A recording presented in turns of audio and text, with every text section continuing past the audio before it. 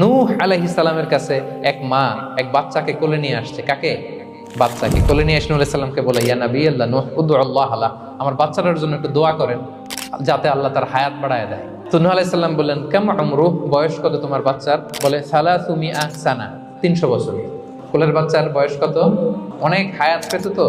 তো উনি বলতেছে, তুমি 300 বছর তোমার বাচ্চার হায়াত, মানে এখন বয়স, তুমি আরো হায়াতের দোয়া চাইতেছো। তুমি কি জানো আখিরি জামানায় এমন এক জাতি আসবে যারা 60 থেকে 70-এর মধ্যে সব মরে শেষ। 300 বছর তোমার ছেলের বয়স, তুমি লম্বা হায়াতের দোয়া করো, তুমি কি জানো শেষ জামানায় এরা 60-70-এর মধ্যে সব মরেই যাবে? এই মহিলা তো অবাক, তাই নাকি 70-এ মরে যাবে? এই কথা শুনে মহিলা বলতেছে, আইয়াবনুন আল বুয়ুত, আচ্ছা নবী আল্লাহ নূহ 70 বয়সে যেহেতু মরে যাবে, তারা কি আর দুনিয়াতে ঘর বাড়ি বানাবে? কেন মহিলার ধারণা 70 বছর যেহেতু হায়াত, ঘরের তো আর প্রশ্নই আসে না, এটা তো এমনি সেমনি কাটায় চলে যাবে। আজকে যদি আয়না দেখাইতে পারতাম ওই বুড়িরে